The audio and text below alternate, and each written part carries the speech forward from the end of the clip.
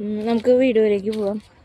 ഒരു കാര്യം നിങ്ങളോട് എല്ലാവരോടും ഒരു അഭ്യർത്ഥനയായിട്ട് എടുക്കണം. കാരണം എന്ന് വെച്ച് കഴിഞ്ഞാൽ ഞങ്ങളുടെ വീഡിയോസ് ലൈക്ക് കുറവാണ്, പക്ഷെ വ്യൂസ് കൂടുന്നുണ്ടെങ്കിൽ പോലും നിങ്ങളുടെ ആ ഒരു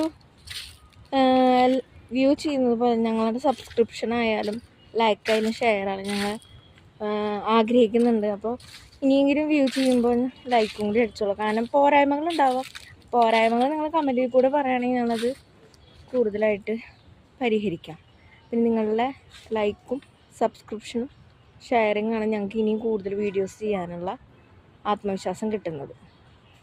അപ്പോൾ എല്ലാവരും വ്യൂ ചെയ്യുമ്പോൾ ഒന്ന് ലൈക്ക് ചെയ്യണേ. നമുക്ക് ഈ വീഡിയോയിലേക്ക് പോവാം.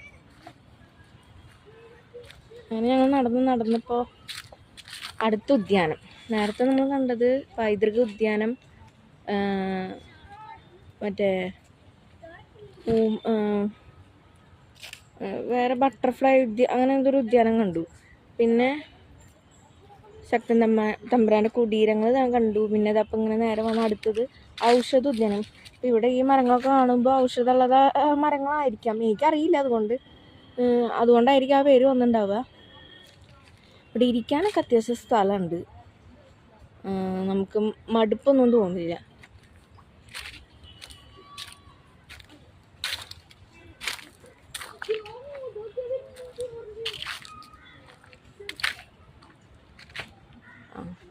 ഒരു മരത്തിൻ്റെ അടിയിൽ എഴുതിയിട്ടുണ്ട് കറുകപട്ട.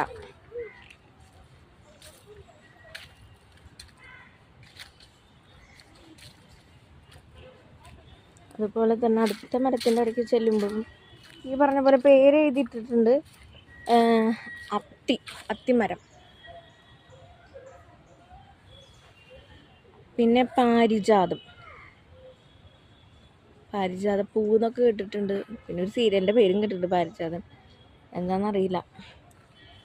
ഒരു പടർപ്പ് പോലെ ഇങ്ങനെ ആകെ വള്ളിയൊക്കെ ഇങ്ങനെ ഞാന്ന് കിടക്കുന്നുണ്ട്. അതിൻ്റെ ഒപ്പം തന്നെ അടുത്ത മരം നമുക്ക് കാണാം.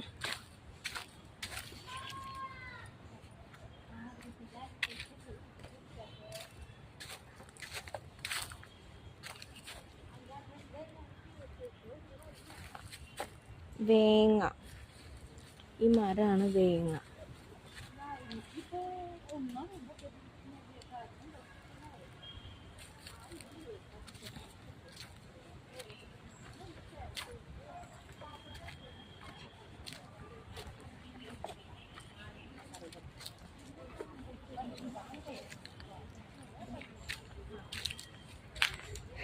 അങ്ങനെ ഇവിടെ ഒരു